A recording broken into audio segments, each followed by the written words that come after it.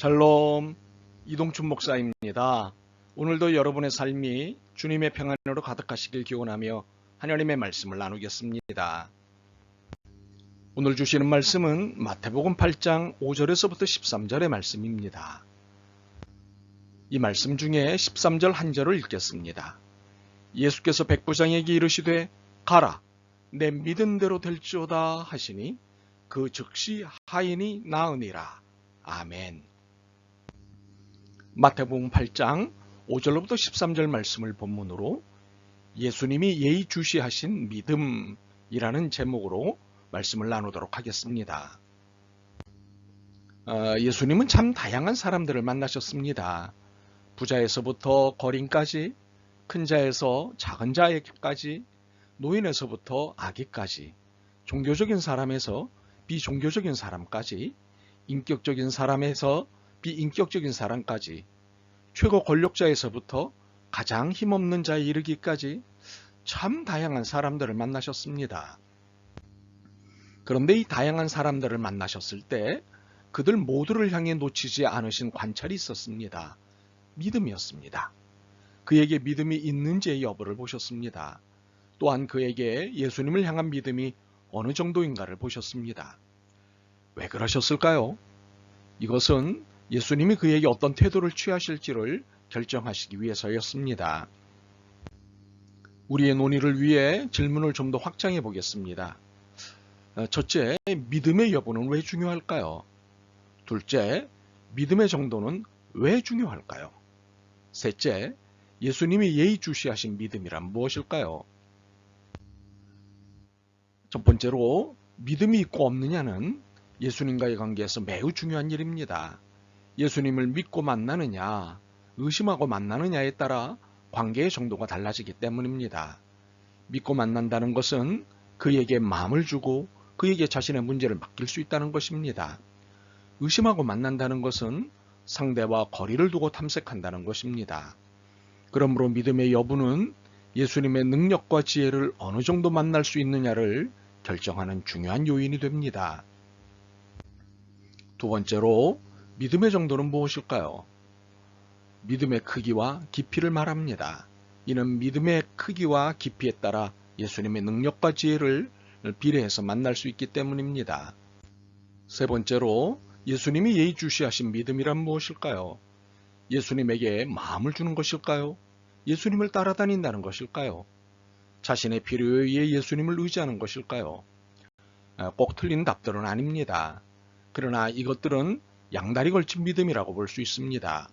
예수님이 기대하신 믿음은 어떤 상황, 어떤 경우가 됐던 전적으로 예수님을 의지하되 자신의 감정에 따라 좌우되지 않는 신뢰입니다. 오늘 본문에서 이를 확인할 수 있습니다. 예수님께 찾아온 사람은 백부장이었습니다. 그런데 이 백부장은 다른 고위직 사람들과는 달랐습니다. 자신이 아픈 것처럼, 자기 가족이 아픈 것처럼 일개 병사의 병을 함께 아파했습니다. 그래서 각종 치료와 약을 제공했지만 소용이 없었습니다. 그러는 중에 예수님에 대한 소문을 들었고 예수님을 찾아온 것입니다. 예수님을 만나자마자 당황스러운 얼굴로 말합니다. 주님, 저의 종이 병들었습니다. 걷지도 못하고 고통이 심합니다. 백부장은 자신의 종이 중환병에 걸린 것에 대해 몹시 안타까워했습니다. 사실 오늘날의 입장에서 보면 당연한 것 아니냐고 할 수 있지만 당시의 시대상으로 보면 매우 파격적인 모습이었습니다. 당시의 종은 하나의 물건으로 취급되던 시대였기 때문입니다. 종이 병에 걸린 것은 좀 아깝지만 그냥 폐기하면 되는 것이었습니다. 그의 애정을 읽으신 주님이 말씀하십니다. 내가 가서 고쳐주겠다. 이렇게 바로 답하시는 경우가 있기는 해도 늘 그러신 것은 아니었습니다. 그래서 우리는 주님의 이 즉석 허락에 대해 질문할 필요가 있습니다. 왜 이리 즉시 허락하셨을까요? 그의 애정, 그의 동정, 그의 연민을 읽으셨던 것입니다. 사실 주님의 역사는 애정과 동정과 연민을 통해 나타납니다. 그런데 예수님의 이 즉석 허락에 백부장이 보인 반응은 얼마나 놀라운지요? 아닙니다. 그렇게 수고하실 것 없습니다. 그저 명령만 내리시면 저의 종이 낫겠습니다. 저도 명령을 받고 내리기도 하는 사람입니다. 제가 한 병사에게 가라고 하면 가고 다른 병사에게 오라고 하면 옵니다. 그리고 저의 종에게 이것을 하라고 하면 합니다. 와우, 대박입니다. 이것이 그의 말에 대한 주님의 반응이셨습니다. 와우, 대박! 그는 상황에 따라 본질이 달라진다고 생각하지 않았습니다. 본질은 상황이 아니고 상황은 달라져도 본질은 변함없음을 알았습니다. 본질이 무엇입니까? 예수님이고 예수님의 능력입니다. 그는 예수님이 상황에 따라 그 능력이 나타나기도 하고 나타나지 못하기도 한다는 것을 동의하지 않았습니다. 그는 예수님이 허락만 하시면 시간과 공간은 결코 문제될 일이 아님을 믿었습니다. 전적으로 예수님과 예수님의 능력을 믿었습니다.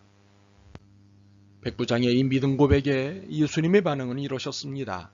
예수께서 들으시고 놀랍게 여겨 굉장히 충격을 받으셨다는 뜻입니다.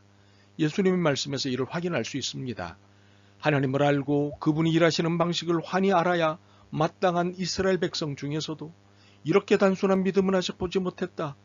이 사람은 머자나 사방에서 모여들 많은 이방인들의 선봉이다. 그들은 동쪽에서 흘러들고 서쪽에서 쏟아져 들어와 아브라함, 이삭, 야곱과 함께 하나님 나라의 잔치상에 앉을 것이다. 믿음 안에서 자랐으나 믿음이 없는 사람들은 무시당하고 은혜에서 소외된 자들이 되어 이게 어찌된 일인지 의아해할 것이다. 백부장의 믿음은 앞서 정의했던 것과 같습니다. 어떤 상황, 어떤 경우가 됐던 전적으로 예수님을 의지하되 자신의 감정에 따라 좌우되지 않는 신뢰였습니다. 이 믿음이 예수님을 놀라시게 했습니다. 그래서 하나님을 알고 그분이 일하시는 방식을 환히 알아야 마땅한 이스라엘 백성 중에서도 이렇게 단순한 믿음은 아직 보지 못했다. 이 사람은 머자나 사방에서 모여들 많은 이방인들의 선봉이다 라는 최고의 칭찬을 받은 것입니다. 어떤 상황, 어떤 경우가 됐던 전적으로 예수님을 의지하되 자신의 감정에 따라 좌우되지 않는 신뢰를 보인 백부장은 어떤 결과를 얻었습니까? 그렇습니다. 그가 믿은 대로 되는 결과를 얻었습니다. 13절입니다. 가라, 내 믿은 대로 될지어다 하시니 그 즉시 하인이 나으니라. 놀랍지 않습니까? 그가 믿은 대로 즉시 하인이 나았습니다. 당시 그 누구도 고칠 수 없던 그 병이 나았습니다. 백부장의 믿음대로 하인의 병이 나았습니다. 분명 백부장의 믿음은 복잡한 믿음이 아니었습니다. 단순한 믿음이었습니다. 상황이나 감정에 따라 모왕좌왕하는 믿음이 아니었습니다. 전적으로 맡기는 믿음이었습니다. 자신을 통째로 맡기는 믿음이었습니다. 예수님이면 다 된다는 믿음이었습니다. 그렇다면 우리에게는 무엇이 문제일까요? 믿음 없음이 문제일까요? 믿음의 크기가 문제일까요? 그렇습니다. 믿음의 크기입니다. 전적으로 맡기는 단순한 믿음이 필요합니다. 주님의 역사는 복잡한 머리에서 나오지 않습니다. 전적으로 맡기는 단순한 순종에서 나옵니다. 믿은 대로라는 단순한 믿음입니다. 우리에게 이런 믿음이 필요합니다. 이런 믿음으로 사는 여러분이시길 소망합니다. 아멘. 주님, 전적으로 맡기는 믿음이 부족했습니다. 단순하지 않고 복잡했습니다. 백부장의 믿음이 있었으면 좋겠습니다. 주님만 전적으로 믿기로 결심합니다. 도와주옵소서. 예수 그리스도의 이름으로 기도드립니다. 아멘.